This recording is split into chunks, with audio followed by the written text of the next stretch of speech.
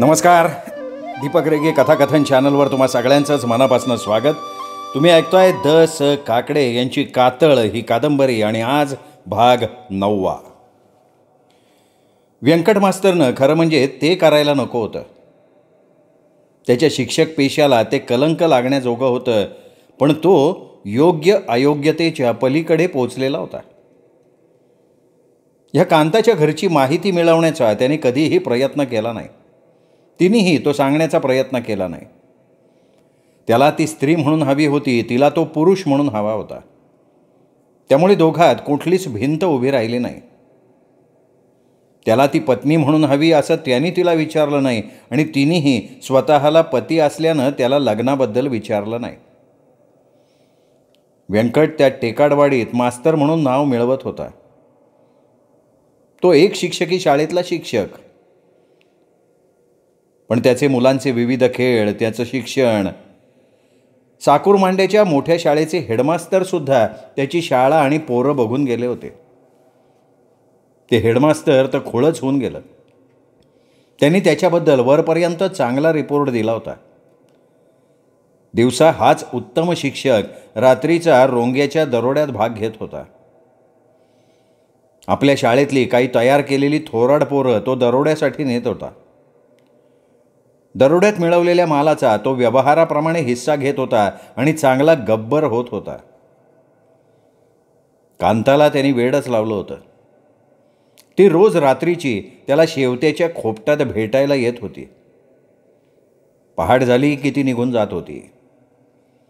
शेवत्याचा खोपाट पोरांच्या तालमीसाठी त्याला मिळालं होतं. त्या खोपटापुढे तालमीचा आखाडा होता. तिथे मर्दांच्या कुस्त्या होत होत्या, पण व्यंकट त्याच तालमीत स्त्री पुरुषाची कुस्ती खेळत होता. व्यंकटनं खारी, खोबरं, बदाम पिस्ता, बोकड, कोंबडी, दूध सगळा चांगला आहार पचवला होता. त्याच्याकडे पैसा होता. त्याचं शरीर चांगलं भरलं होतं. त्याची हाडं भरलेली होती, गालफडं बुजली होती. त्याची गर्दन खरोखरच बैलाच्या वशिंडासारखी भरली होती. असेच 3 महिने गेले. मुलांच्या परीक्षा संपल्या. शाळेला सुट्टी लागली. उन्हाळ्याच्या सुट्टीत व्यंकट आपल्या आंबीदुमाला गावी गेला नाही. तिथे जायचं तरी कशाला? तिथे त्याची शेती होती, पण त्या शेतीपेक्षा लाखो रुपयांची त्याच्याकडे सोन्याची बिस्किटं होती. चांगली 1 लाख रुपयापर्यंतची रोकड होती. झेडपीच्या जानरावला, त्याच्या पोरीला विकत घ्यायची ताकद त्याच्यात आली होती. मास्तर, रोंग्यानं व्यंकटच्या खोलीचं रात्री दार वाजवलं. मास्तर खाटावरती गादीत रुतला होता. कांताची आठवण त्याच्या मस्तकात होती. व्यंकटनं दार उघडलं. समोर रोंग्या पाहून त्यांनी आपली गादीखाली लपवलेली फरशी काढली. दरोड्याला जायचं म्हणून तो लगेच तयार झाला. मास्तर. हा बोल की रोंग्या. अरे कुठं निघालो तू? दरोड्याला जायचं आहे का? अरे दरोड्याला नाही जायचं. आईपत्यानं खबर नाही आणली चांगली. मग झोपू का? हा झोप. रोंग्या गेला आणि व्यंकटच्या डोक्यात किडा वळवळला. आपला आणि कांताचा संशय रोंग्याला आला तर नाही. ती कोण कोणाची त्याला माहिती असेल का? ती त्याचीच तर बायको नसेल. कांता रोंग्याची बायको असणं शक्यच नाही. त्याच्यासारख्या देखण्या दांडग्या मर्दाला सोडून ती आपल्या मागे येणं शक्य नाही. एकदा तिला विचारावं काय? उद्याच तिला विचारावं. तिच्याबरोबर 3 महिने कसे धुंद होऊन काढले. या धुंदीत फक्त तिचं शरीर बघितलं, तिच्या मनातलं आपण तिला काही विचारलं नाही. शेवत्याच्या खोपटाचं दार उघडून व्यंकट कांताची वाट बघत बसला होता, पण तिची चाहूल लागत नव्हती. कितीतरी वेळ गेला. त्याला चुकल्यासारखं वाटायला लागलं. तो चडपडला, कांतावर भडकला. कितीतरी वेळा खोपटाच्या आत आला, बाहेर गेला. त्यांनी मनात कांताला लाख शिव्या मोजल्या. शेवटी खोपटाच्या भुईवर तो आडवा झाला. त्याच्यासमोर कांताच्या मिठीतले 3 महिने आठवले. टेकाडवाडीचं तसं ते वृक्षखोर. उदास आयुष्याला चटका देणारं होतं. व्यंकटच्या उदास आयुष्याला ही नवीन कांता सामोरी आली नसती तर त्या टेकाडवाडीच्या शाळेत पुरता 1 महिनाही न टिकणारे अनेक शिक्षक अक्षरशः पळून गेले. वाडीत राहायला कोणी तयार नव्हतं. साकूर मांड्याला ते जाऊन राहत. कारभारी रोंग्यासारखे दरोडेखोर मास्तरावर हुकूमत गाजवत. पोरांना कसं शिकवायचं नाही ते सांगत. मास्तरनं ऐकलं नाही तर सरळ फरशीच काढायचे. कशाला राहतोय मास्तर तिथे. पण व्यंकटनं मात्र कमाल केली होती. तो त्यांच्या गळ्यातला ताईत झाला होता. पण त्याची जिंदगीच वेगळी होती. तो नंग्याला नंगा बनून आला होता. शाळेच्या खोलीतच त्याची फरशी तयार होती. बंदूकसुद्धा त्यांनी कारभाऱ्याकडनं मिळवली होती. जंगलात जाऊन तो बार टाकायला शिकला होता. लांडगे, कोल्हे, ससे त्यांनी आपल्या बंदुकीनं उडवले होते. फरशीसारखी तो बंदुकीची नेमबाजी चांगल्यापैकी करत होता. रोंग्याच्या ठाकरांच्या टोळीत तो सगळ्यांना सरस होता. रोंग्यालाही तो भारी झाला होता. पण मास्तरकी असल्यामुळे तो नाईक होत नव्हता. समजा तो नाईक व्हायला लागला असता तर त्याला रोंग्यालाही आवडता आलं नसतं, कारण त्याच्या पाठीशी कारभारी होता. दरोड्याच्या वेळी व्यंकट सरळ आपल्या तोंडाला नाटकातल्या पात्रासारख्या दाढी मिशा लावत होता. चांगली नेमबाजी करणारा हा दांडगा दरोडेखोर मास्तर आहे हे कुणीही खरं मानलं नसतं, एवढी त्याच्यात चांगल्या दरोडेखोराची सफाई आली होती. अशा व्यंकटवर टेकाडवाडीच्या कितीतरी ठाकरांच्या जवान पोरी जीव ओवाळायला तयार होत्या. पण त्याला आवडली ती कांता. पण तीच कांता अजून आलेली नव्हती. तिला काय झालं असावं? का तिला कोणी अडवलं? तिच्या नवऱ्याच्या लक्षात तर तिचा हा रात्रीचा छपवा खेळ आला नसेल. वैतागून तो खोपटा बाहेर आला तर काळोखातनं सावकाशपणे पावलं टाकत कांता येत होती. ती जवळ येताच त्याला भान राहिलं नाही. त्यांनी तिला घुसमटून टाकण्यासाठी हात फैलावले तशी ती म्हणली, "हिथं नका." "मग कातळाकडं चला." "कोणचा कातळ?" "आपली पहिल्यांदा गाठ पडली त्या कातळाकडं." "का?" "अहो टाईम करू नका." ती मागे फिरत बोलली. तो कातळ म्हणजे टेकाडवाडीच्या बऱ्याच खाली. त्यात तो नदी पात्रात. तिथनं जंगलपट्टीतली जनावरं डोहावर पाणी प्यायला यायची. तिथे जायचं म्हणजे हातात बंदूक आणि फरशी पाहिजे. त्याने आपली बंदूक पाठीला लावली. काडतुसांची माळ गळ्यात घेतली. उजव्या हातात फरशीचा दांडा आवळून तो निघाला.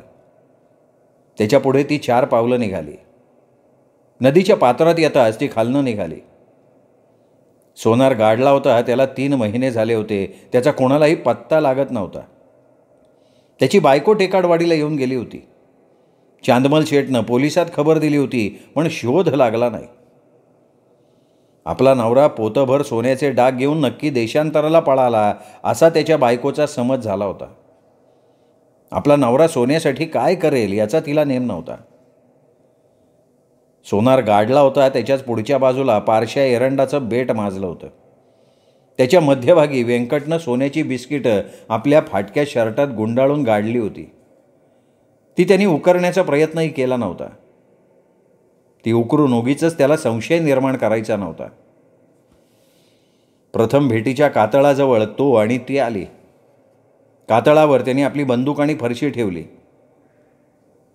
ती जवळ आली आणि व्यंकटच्या भाववृत्ती फुलारल्या. त्यानं अनावर होऊन कांताला जवळ ओढलं. क्षणभर तिलाही राहवलं नाही. तेवढ्यात काही अंतरावर कोणीतरी खाकरलं तशी ती भानावर आली. व्यंकट धुंदीत होता. त्याला आपल्या आजूबाजूला कोणी आहे याचं भानही नव्हतं. "कांता, कांता बोल की." "अगं किती उशीर केला आणि आज तू बोलत का नाही कांता?"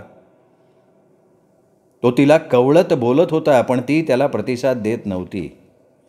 ती शांतपणे थंडपणे उभी होती. मोठ्या प्रेमानं त्यांनी तिच्या कपाळावरचे केस मागे सारले. तिला बोलतं करण्याचा प्रयत्न केला, पण ती अबोल होती. ती बोलेच ना. ती त्याच्याकडे बघायलाही तयार नव्हती. तिची नजर खाली होती. तिचे डोळे आज का अंधारले होते. त्यांनी तिला गदागदा हलवलं तेव्हा कुठे ती बोलली, "व्यंकटराव बोल, नीट सपुर्त बोल. पोटातलं वाटाच्या बाहेर पडू दे." जरा अंतरावर काळी आकृती उभी राहिली, खोकली. त्याच्याकडे व्यंकटचं लक्ष गेलं तसा त्याने बंदुकीकडे हात नेला. त्याच्या हातातली बंदूक हिसकावून घेत ती म्हणाली, "माझी आण आहे, बंदुकीची गोळी झाडायची नाही." "अगं परते कोणीतरी आपल्या पाळतीव आहे की." कोण नाही पाळती हो आपल्या?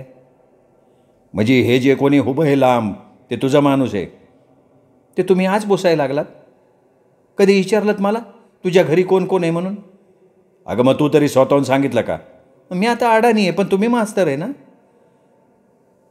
तुम्ही लोक वर्गात पोराला आई बाप त्याचं आडनाव विचारता, तसं तुम्ही विचारलं? तुम्ही कसली बी चौकशी केली नाही. तुम्हाला वाटलं एक शरीर मिळालं बस, त्याला काय पुसायचे. व्यंकटनं कातळाकडे बघितलं. त्याच्यासारखीच त्याची कातडी. व्यंकट भावनावश होणारा नव्हता. त्याचंही मन कातळासारखं झालं होतं. मास्तर बाद झालं, ही आपली अखेरची भेट. काय म्हणली?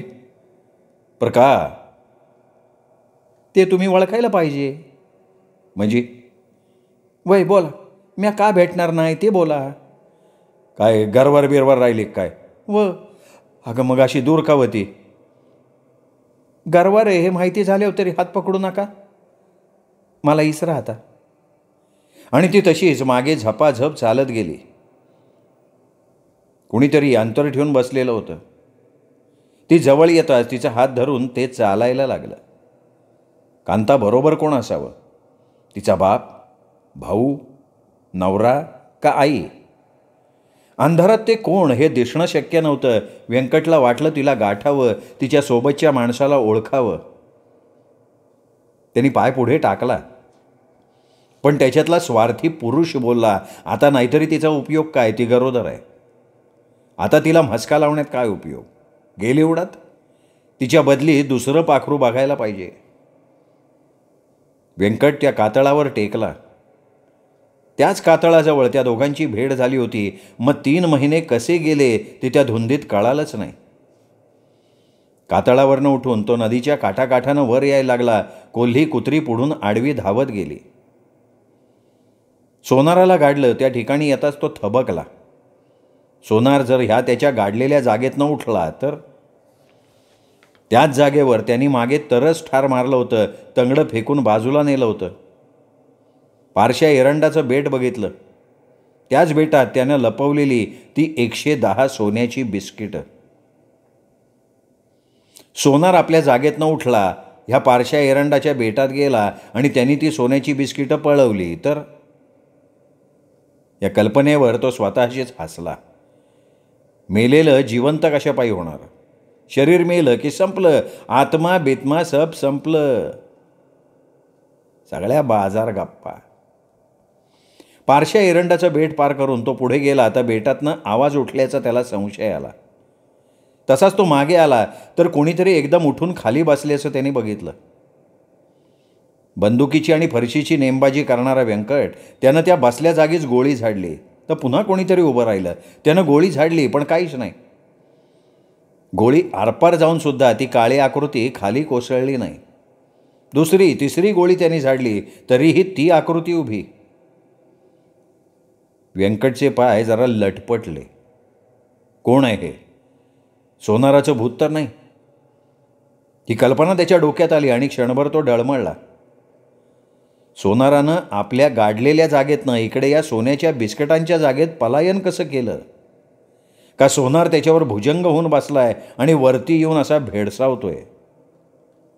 बंदुकीच्या गोळानं सोनाराची आकृती खाली पडत नाही. मग दुसरं कोण? फरशी फेकून मारू का? त्यानं फरशी तोलली. ती काळी आकृती पारश्या एरंडाबाहेर धावत सुटली. तसा त्याला चेव आला. माणसासारखी दिसणारी आकृती, हा नक्कीच सोनार, त्याचं भूत. त्या भूतालाही जिथं सोडायला नको. बंदुकीच्या गोळीनं मरत नाही तर फरशीनं त्याला पाडतो. फरशी फिरवून त्यांनी पळत्या काळ्या आकृतीवर फेकली. वातावरणात कसला तरी विचित्र प्राण्याचा आवाज. ती आकृती मागच्या 2 पायांवर उभी राहून क्षणभर नाचली, स्वतःभोवती फिरली आणि गबगार होऊन धाडदिशी खाली पडली. तसाच तो धावत गेला. त्यानं त्या आकृतीला लाथेनं ठोकरलं. केसाळ प्राणी तो. त्याने डोक्याकडे हात लावून वर उचललं. तसा तो हसला, खदखदा हसला. कुठल्या तरी दरवेशाचं ते पळालेलं अस्वल होतं. त्याच्या छाताडात रुतलेली फरशी त्यांनी खसदिशी काढून घेतली. आपल्या बंदुकीच्या गोळ्या अस्वलानं कशा चुकवल्या हे गणित मात्र त्याला सुटेना. तरी त्याला आपल्या धाडसाचं आता कौतुक वाटलं. सोनाराच्या भूताची कल्पना करून आपण पळालो असतो तर नक्कीच आपण खाटेवर अंथरूण धरलं असतं, तापानं फणफणलो असतो. सोनार सोनार सोनाराचं भूत असं आपण बरळलो असतो. पण नाही, आपण एवढे शेंदाड शिपाई नाही, आपण मर्द आहोत. भूतासारख्या गमजा आपण काळोखात पाहिल्या. सोनार आणि त्याची बिस्किटं हे सगळं माहीत असून आपण घाबरलो नाही. साधा व्यंकट मास्तर किती बदललाय. आता मास्तरकी सोडून रोंग्याच्या टोळीचं नाईक व्हायचं का? टोळीचं नाईक झालं की पहिला मुडदा पाडायचा तो झेडपीवाल्या जानरावाचा. व्यंकटचं मस्तक तापलं, कारण त्याला झेडपीवाल्या जानरावची ती जवान पोरसुद्धा आठवली, त्याची ती मध्यम वयाची देखणी बायको आठवली. व्यंकटनं ठरवलं, आता हैबताला खबरीसाठी पाठवायला हवं. रोंग्याच्या टोळीचा तो खबऱ्या. त्याच्या हातात हजाराचं बंडल सारलं तर तो त्या झेडपीवाल्या जानरावच्या वाड्याची सगळी खबर घेऊन येईल. क्षणभर व्यंकट कांताला विसरला. त्याच्या डोळ्यांपुढे 2 शेपट्यावाली झेडपी जानरावची नंदा उभी राहिली. तो आता आपल्या मारुतीच्या देवळातल्या खोलीकडे यायला लागला तर पटांगणात घोडेस्वार उभे. रोंग्याच्या हातात टेंभा होता. त्यांना बघताच तो गडबडला. आपण कांताला भेटायला शेवत्याच्या खोपटाकडे गेलो होतो हे ह्यांना समजलं म्हणून हे जाब विचारायला आले का काय? मास्तर, रोंग्यानं आवाज दिला. बोला की नाईक. अच्छा दरोड्याचा नाईक म्या नवं. म्हणजे? अच्छा दरोड्याचा नाईक तू आहे काय? दरोडाच तासलाय. म्या नाही समजलो. त्यो झेडपीवाला जानराव. त्याचं काय? त्याच्या पोरीचं लगीन आलंय 2 दिवसाव. त्याने बँकेतनं 3 लाख रुपये काढलेत. रोंग्या? व्यंकटनं उडीच मारली. पोरीचा साखरपुडा झालाय. सासरच्या लोकांनी तिच्या अंगावर चांगलं किलोभर दागिनं घातल्यात. ते दागिनं वाड्यातच आहेत. सासरचं किलोभर दागिनं ती पोर बापाला बँकेत कशी ठेवायला देईल? याशिवाय बापानं पोरीला दागिनं घडवून आणले ते सगळंच आहे तिथं. जावयाला होंडा 1 लाख रुपये ठरलाय. टॅक्सीनं बाकीचं तर काय बोलायचंच नाही. या लग्नात 3 लाखाचा चोराडा होणार आहे. 3 लाख रुपये आज बँकेतनं काढून नेलेत त्याने. खबर पक्की आहे का? व्यंकट उत्साहानं बोलला. ऐबत्या. जी नाईक. तूच सांग मास्तरला. वय मास्तर, नायकानं आमदार जानरावाच्या वाड्याचा तलास करायला पाठवलं होतं तर मी त्याच्या वाड्यापुढं लांबचा पाहुणा म्हणून पाणी प्यायला गेलतो. त्याच्या अंगणात बसून पाणी प्यायला लागलो तर आमदारानं आत बोलिवलं. ते चहा पित होते. त्यांच्या संगतीला झेडपीवाले जानराव बी. म्हणजे दोघं एक झाली. वय की. ते जानराव मंत्री बिंत्री व्हायचं काहीतरी बोलत होते. बरं पुढं? ते झेडपीवाले आपल्या पोरीच्या लग्नाचं सांगायला लागले. पोर तिकडं पार नगरला दिली कुठल्या तरी वकिलाला. अरे 3 लाखाचं काय? मी आपला पाणी पिऊन तसंच तवारी आल्याचं ढोंग करून लावणलो तर आमदारानं त्याच्या गाड्याला माझ्या अंगावर ढाबळ टाकायला लावली. ढाबळ तोंडाव घेऊन मी तसंच ऐकत पडलो. झेडपीवाल्याने मारली होती दारू. त्या धुंदीत ते समज सांगत बसलं होतं. मुद्देच ऐकलं मी ढाबळ काढली आणि पुन्हा तांब्यानं पाणी पिलं, चालायला लागलो तिथनं. व्यंकटला आसमान 2 बोटं खाली आल्याचं जाणवलं. त्याची कांता लग्नाच्या दिवशीच झेडपीवाल्या जानरावनं पकडली होती. त्याची पोर आता तिचा साखरपुडा झाल्यावर आपण पकडणार. तिच्या लग्नाआधीच तिला लुटायची. मास्तर कसला विचार करतोय? नाही विचार बिचार काय नाही, निघायचं. कारभारी कुठे? कारभाऱ्यानं मान हलवली. जा म्हणला पण जपून जा म्हणला. 3 लाखाचा मामला आहे. मास्तरलाच आज नाईक करा म्हणला. घारगावच्या गल्ली बोळायची तुम्हाला माहिती आहे. हे आम्ही मागच्या टायमाला बघितलंय. मागच्या टायमाला तुम्हीच दरोडा मारून दिला ना भावड्याचा. बरबाद झालं माझं कौतिक. काड्या वावळणं सोडा निघा. भूताच्या माळावर सगळे जमा झाले. व्यंकटनं आपल्या अंगावर दरोडेखोर ठाकराचे कपडे घातलेले होते. दाढी मिशा त्यांनी लावल्या. डोईला तांबडा फेटा, गळ्यात काडतुसांची माळ, पाठीशी बंदूक. सगळेजण त्याच तयारीत होते. धारदार फरशीसुद्धा प्रत्येकाच्या पाठीशी होती. बाकीच्या दरोडेखोरांनी तोंडाला काळं फासलं. मग व्यंकटनं व्यूहरचना सांगितली. हैबत्याकडे खजिना पळवायचं काम होतं. रोंग्यानं व्यंकटच्या पाठीशी साथ द्यायला राहायचं होतं. रोंग्या, वाड्याकडं हैबतीला पाठव, त्याच्या सोबतीला सोन्या. अंदाज घेऊन या. वाड्यापुढं गडी माणसं झोपली असतील तर जागीच दाबून धरा. आवाज केला तर सरळ घाव. पारेकरी असलं तर त्यांना बी सीधा वर पाठवून द्या. दया माया नाही. मामला मोठ्या रकमेचा आहे. 3 लाख मिळालं तर जिंदगीभर बसून खाता येईन काय. मास्तर तुम्ही सरकारी माणूस, तुम्ही जिंदगीभर बसून खायचंच बोलणार. आम्हाला नाही जमायचं ते. किती बी मिळालं तरी आम्ही आपले दरोडेच घालणार. सांगितल्याप्रमाणे सगळेजण पांगले. झेडपीवाल्या जानरावचा वाडा तसा एकाकी होता. त्याच्या वाड्यापुढे लाईट होती. ट्यूबलाईटची कांडी प्रकाश ओकत होती. हैबत्यानं ती दगड फेकून फोडली. त्या आवाजानं दोघं पहारेकरी मागे वळाले. काय झालं बघायला लागले तर त्यांच्यावरच घोंगडं टाकून त्यांना उचललं गेलं. वाड्यापुढे झोपलेले 2-3 गडी जागीचे दाबले गेले. नरड्याला सरळ करकचून दोरच आवळले गेले. रोंग्यानं ताकद लावून वाड्याचं दार लोटण्याचा प्रयत्न केला पण ते उघडेना. तशी दुसऱ्यानं आत उडी घेतली. दार उघडलं. मग जागोजागी सगळे दाबा धरून बसले. व्यंकटनं माडी कधीच गाठली होती. त्या माडीला झेडपीवाले जानराव आपला महाल समजून झोपायचे. व्यंकटनं दार लोटलं. जानरावाच्या उशाला ग्लास आणि बाटली पडली होती. त्याचं जेवणाचं ताट तिथेच पडलं होतं. दारू जास्त झाल्यामुळे न खाता ते गादीवर आडवे झालेले दिसत होते. व्यंकटनं त्यांच्या खिशात हात घातला. चाव्या सहज हाती आल्या. जानरावानं कूस चाळवली. त्यांच्या तोंडातनं काहीतरी बडबड बाहेर पडत होती. बाहेर जरा आरडाओरडा झाला. पाठोपाठ बंदुकीची गोळी. मेलो मेलोचा आकांत. जानराव धडपडून उठले तर समोर दैत्यासारखा व्यंकट उभा. जानरावाची जान धडपडली. त्यांनी छातीवर हात ठेवला. 3 महिन्यांपूर्वी त्यांच्या वाड्यावर भावड्या ठाकरनं दरोडा घातला होता. पोलिसांनी त्याची बरीच माणसं पाडली होती. त्यामुळे भावड्याची टोळी पुन्हा उभी राहिली नाही. त्यात तो फरारी झालेला. पोलिसांच्या हाती तो लागत नव्हता. मग हा कोण दरोडेखोर आहे? कोणाची टोळी? व्यंकटनं सरळ त्याच्या छाताडावर बंदूक टेकवली. तोंडावर बोट ठेवून त्याला गप्प राहायला सांगितलं. जानरावाचा आवाजच गेला. माझ्या संगती खाली चल. व्यंकटनं खुणेनं सांगितलं. कशाला? ते खाली गेल्यावर सांगतो. व्यंकट घोगऱ्या आवाजात म्हटला. पण तो येईना तशी व्यंकटनं जानरावला लाथ घातली.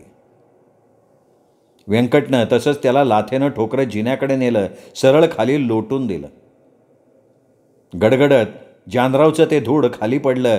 मग जानराव लटलट कापत हात जोडून उभा राहिला. झेडपीवाल्या जानरावनं रोंग्याचाही चेहरा बघायचा प्रयत्न केला पण त्यांनी तोंड काळं केलं होतं. कोण आहे तू? जानरावनं विचारलं. काय डोळं फुटलं काय? दरोडेखोरे आम्ही. तुला नाव कसं सांगू? चल तिजोरीकडे चल. व्यंकटनं रोंग्याकडे चाव्या फेकल्या.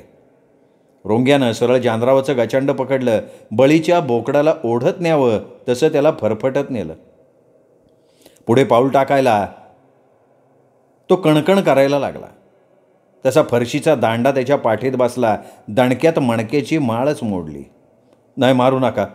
मग 3 लाख रुपयाची बंडलं ती. माझ्याकडं नाहीत. मागणं रोंग्या, पुढनं व्यंकट. मध्ये जानरावाचं पाणी झालं. दोघांच्याही फरशा त्यांच्या हातात होत्या. पैसा मिळाला नाही ना, आम्ही दोघं फरशीनं पार तुकडे करू, कोल्ह्या कुत्र्याला खायला घालू. काय? रोंग्यानं पुन्हा फरशीचा दांडा मारला. दांड्याच्या दणक्यापेक्षा तुंबा बरा पडेल म्हणून त्यांनी फरशीचं पातं उलटं केलं.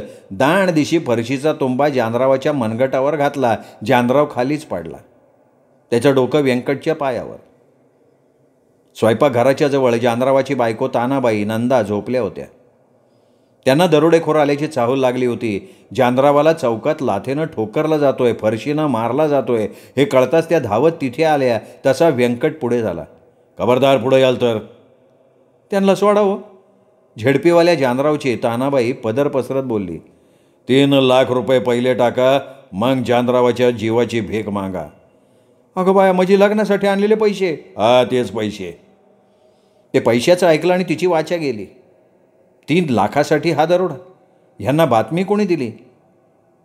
हे बाबानो, 3 लाखातलं काय बी मिळायचं नाही. का मिळणार नाही?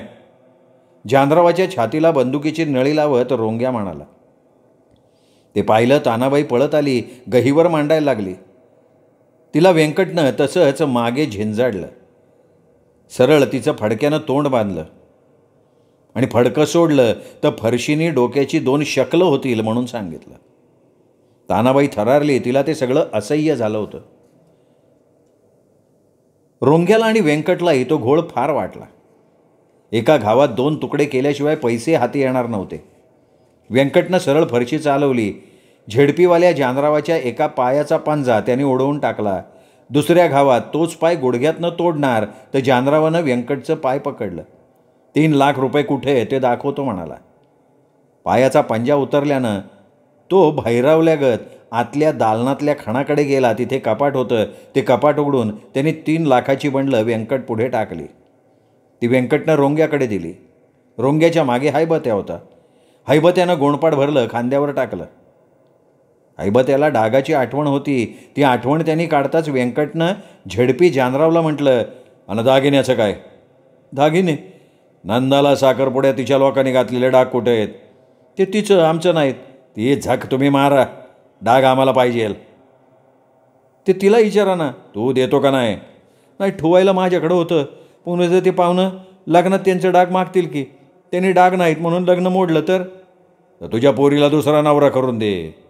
व्यंकट बेछूट आवाजात बोलला. अहो असं करू नका. मोठ्या घरची पोर, ती मोठ्या घरी जाणार आहे. अरे ते मसनात जाऊ दे, आम्हाला काय करायचं त्याचं? व्यंकटनं आपल्या दाढीवरनं हात फिरवला. झेडपीवाल्या जानरावच्या पायाच्या पंज्यातनं रक्ताचं थारोळं साचलं होतं. ते रक्त बघून त्याचे डोळे पांढरे झाले. अहो सोडा त्यांना, डॉक्टरला बोलवायला जाते मी, नंदा म्हणाली. गप इथं, गप गुमान बसायचं, जाती कुठं? अहो पण माझे बाबा, त्याला सर्गात पाठवायचंय. रोंग्यानं फरशी आकाशाकडे केली. व्यंकटनं नंदाकडे बघितलं. तिच्या शरीराचं तेज अंधारात दिसत नव्हतं, पण आकार जाणवत होता. जानराव. बोला की, बोला बोला. जानरावाच्या तोंडातनं शब्द फुटत नव्हता. जानराव, तुमचं धंद बंद झालं का नाही? कोणचं? दुसऱ्यांच्या पोरी पकडायचं, त्यांच्यावर बलात्कार करायचं. झेडपी जानरावला थोबाडात खेटर मारल्यासारखं झालं. व्यंकटनं सरळ तानाबाईच्या गळ्यातल्या दागिन्यांना हात घातला. तो ओरबडून काढणार तर तीच घाबरत म्हणली, ए बाबा हात नका लावू, मी काढून देते. मग पोरीच्या लग्नाचे डाग बी आणून दे. ते सोनाराकडे, त्याच्याकडनं घेऊन जा. ती चपळ शब्दात बोलली. सोनारानं सांगितलंय आजच तुम्ही दागिने आणलेत, शिवाय नंदाच्या साखरपुड्याचे दागिने बी दे. तानाबाईची दातखिळच बसली. तसा व्यंकटनं नंदाच्या पदराला हात घातला. फरा फरा फरा त्याने तिचे गोल पातळ ओढलं. पदराला हात पडताच ती 2 फेरे फिरली. तानाबाई, डाग टाक, नाही तर पोर आत्ता म्या. म्हणजे काय, बेआबरू करणार का काय? हा, नाही तर तिचं लगीन होणारच आहे की. ते ऐकलं आणि तानाबाईने आपल्या अंगावरचे दागिने, नंदाचे साखरपुड्याचे दागिने व्यंकट पुढे आणून टाकले. हैबतीने ते सगळे डाग गोणपाटात भरले. वाड्याचा खजिना खाली करून टाकला होता. रोंग्या, हैबती, तुम्ही निघा. आणि तू मागं राहणार आहेस का?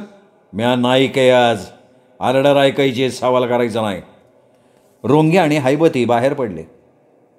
दारावरचे पहारेकरी आणि वाड्यापुढे झोपणारी गडी माणसं, बाकीच्या टोळीवाल्यांनी फरशी बंदुकांनी दाबून धरली होती. सर्वांचे हात मागे बांधून झाडाला जखडलं होतं. त्यांच्या तोंडात बोळे कोंबले होते. दहशतीसाठी एकाचा मुर्दा पाडून वाड्याच्या चौकटीला जिवंत मारलेल्या कावळ्यासारखा उलटा टांगला होता. त्यामुळे सगळे गप्प होते. उघड्या डोळ्यानं सगळे सगळा तमाशा बघत होते. रोंग्या, हैबत्या आणि बाकीचे दरोडेखोर दौडत आले. त्यात व्यंकटचा घोडा नव्हता. घारगावची नदी ओलांडून नांदूर खंदरमाळच्या जंगलपट्टीतनं पुढे येताच रोंग्यानं हैबत्याला ठोचलं. आईला ते मास्तर कुठे रे? एक सांगू का, मास्तर आजच्या दरोड्यात 3 लाख रुपये लुटायला आलंच नव्हतं. मग रे? त्याला झेडपीवाल्याची जवानपोर अंगाला लावायला मिळावी म्हणून आलत्या तो. काय सांगतो? अरे बोलून चालून म्या खबरे आहे. अरे पण मास्तर त्यातला वाटत नाही. मास्तर? रोंग्या नाईक मास्तर, पण आपल्या वाडीत बी घोटाळा झालाय मास्तरकडनं. काय सांगतो? मला काय कसा पत्त्या नाही. अरे तू बोलून चालून नाही, फरशान बंदुकीचं घ्या तुला. पर काय पळवायची अक्कल तुला कुठे? म्हणजे मास्तर त्याच्यात पाहिला नंबर. काय म्हणतो? कारभाऱ्याला विचार की. आता मास्तर कसा आहे ते कारभाऱ्याला माहिती. हैबत्या हसला, ढगाच्या गडगडाटासारखा हसला. रोंग्याला संशयात ठेवण्यासाठी तो बोलला, तू फक्त 8 दिवस मास्तरवर पाळत ठेव आणि ती बी रातची. म्हणजे मास्तर रातच्या भानगडी करतोय. अरे आपण आज दरोड्याला निघालो तेव्हा मास्तर त्याच्या घरात होता का? उशिरानं आलता का नाही? मग सांग, तो कोणाला भेटायला गेला असन? रोंग्याला हे लफडं आत्ताशी कळत होतं. मास्तर कोणाला तरी भेटतोय, सगळं अजब आहे. ऐबत्या म्हणजे आज मास्तर मागं थांबला त्याचं कारण फक्त जानरावची जवान पोरगी. अरे नाही, मला नाही खरं वाटत. हे जर खरं ठरलं तर तुझी आजच्या 3 लाखातली वाटणी मला पैज जितली म्हणून देशील का? आणि खोटं ठरलं तर माझी वाटणी तुला देईल मी. हैबत्यानं पैजेची टाळी मारण्यासाठी हात पुढे केला. रोंग्याची अक्कलच गेली. त्यांनी पैजेसाठी हात पुढे केलाच नाही. गंभीर होत म्हणला, हैबत्या, आपल्या कारभाऱ्यानं टोळीत नेम सांगितलाय. कोणचा नेम? दरोडेखोरानं दरोडा घालावा तो खजिन्याचा. खजिन्यातला पैसा डाग समदा मारावा. दरोड्याला कोणी आडवा आलं तर सरळ त्याचा मुडदा पाडावा, त्यात जितावं. पण हे समद करताना त्या घरातल्या बाई माणसाला चुकून सिधीक हात लावायचा नाही, तिच्या आबरूवर दरोडा घालायचा नाही. हे दरोडेखोराच्या धर्माला पाप आहे म्हणलं. खरं आहे, कारभाऱ्यानं एवढे दरोडे मारले, पण त्याच्या बाबतीत हे कधी ऐकायला नाही मिळालं. आणि त्यांनी बी आपल्याला हेच सांगितलं. पण आज मास्तरनं आपल्या दरोड्याला डाग लावला. आईला या मास्तरच्या. रोंग्यानं हातातल्या फरशीचा दांडा आवळला. सगळेच दरोडेखोर 3 लाखांचा दरोडा जिरवला म्हणून हवेवर स्वार होते. आजची वाटणी चांगली 3 लाखांची होती म्हणून ते खुश होते. पण रोंग्याला मास्तरविषयी चीड निर्माण झाली होती. त्याच्या मनात मास्तरविषयी तिरस्कार निर्माण झाला होता. रोंग्या हैबत्या वाड्याच्या दाराबाहेर पडताच व्यंकटनं झेडपी जानराव आणि तानाबाईसमोर नंदाला मिठीत घेतलं. तिचं पातळ त्यांनी कधीच ओरबाडून काढलं होतं. जानरावानं ओरडण्यासाठी तोंड वाचलं तेवढ्यात थोबाडावर परशीचा तोंबा वाचला. दाणदिशी पुढचे दात उडाले, ओठाचं कातडं लांबलं. जानराव खालीच पडला, तडफडत राहिला. तानाबाई तर बेशुद्धच पडली. जानराव डोळे उघडून ते सगळं बघत होता. त्याच्या डोळ्यासमोर व्यंकटनं नंदाचा ब्लाऊज टराटरा फाडून टाकला. तिचं पातळ परकर फेडून टाकलं. नंदा नको नको किंचाळत होती, पण व्यंकटच्या डोळ्यासमोर फक्त कांता होती. त्या सोडामुळे तो पेटला होता, त्याच्यासाठी तो धुमसत होता. या सोडात आपण यशस्वी व्हावं म्हणून त्याने दरोडेखोर जवळ केले होते. अंगात ताकद निर्माण केली होती. बंदूक फरशी चालवायला शिकला होता. साध्या शामळू मास्तरचा तो कठोर कातळ झाला होता.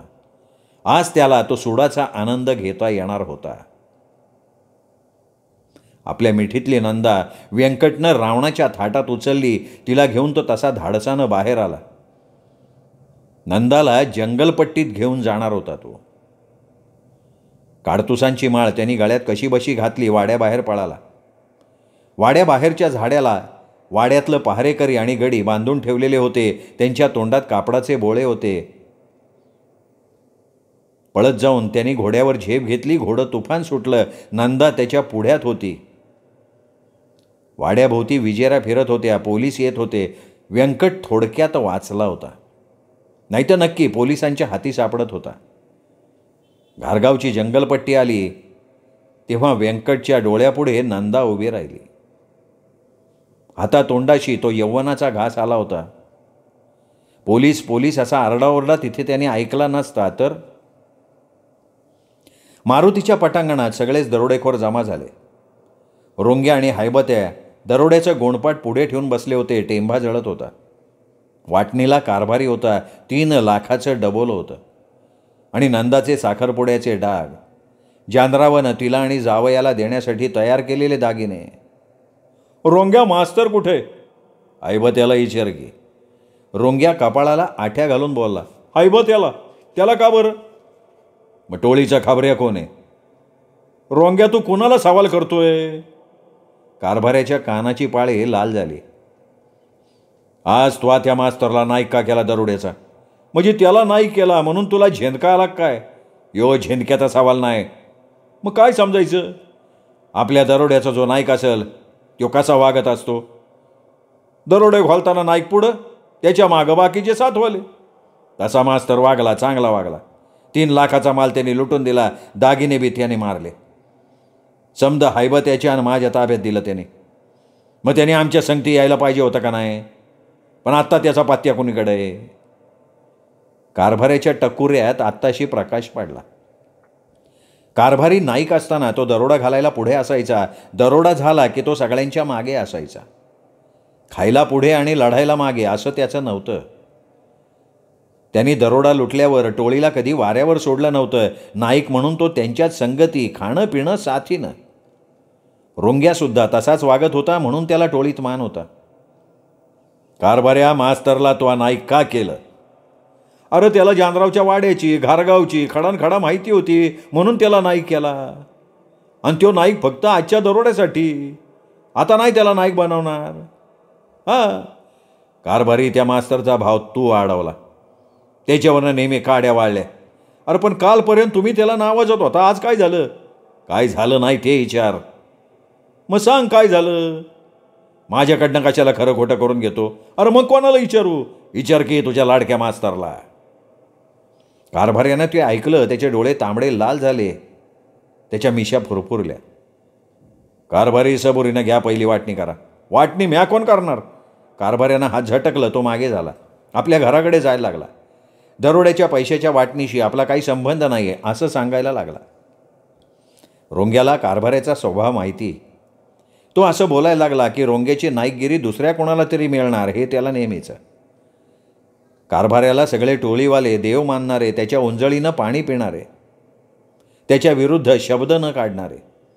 पण रोंग्या त्याच्या भावाचा पोरगा. त्याला पोरगाच मानला होता कारभाऱ्यानं. म्हणून तर आपल्या माघारी त्यांनी रोंग्याला नाईक केलं होतं. साऱ्या ठाकर, भिल्ल, बेरडांनी कारभाऱ्यानं दिलेला कौल मानला आणि रोंग्या नाईक झाला. रोंग्या त्या नायकाच्या लायकीचा होता. त्याच्यात धमक होती, बळ होतं. त्या टोळीत तरी त्याला धडक देणारं कोणी नव्हतं म्हणून त्याचीही रानगेंड्याची ऐट होती. कारभारी मग काही बोलला नाही. त्यांनी सरळ 3 लाखाचं बंडल हातात घेतलं आणि दरोड्यात सामील झालेल्या सगळ्यांना त्यांनी मोजलं. मग त्यानं सोन्याची वाटणी केली, सगळ्यांना पैसे दिले. त्यांनी स्वतःची आणि मास्तरची वाटणी स्वतःकडे घेतली. कारभाऱ्या, त्या मास्तरची वाटणी तुझ्याकडे वय? रोंग्या तुसड्या शब्दात बोलला. वय, त्याच्या दरोड्याची समधी वाटणी माझ्याकडे ठेवायला देतो तो. तुझी काय हरकत? मग दत्तक घे की मास्तरला. रोंग्या, कारभाऱ्या केवढ्यानी तरी किंचाळला आणि त्यांनी न राहून रोंग्याच्या कंबरड्यातच लाथ मारली.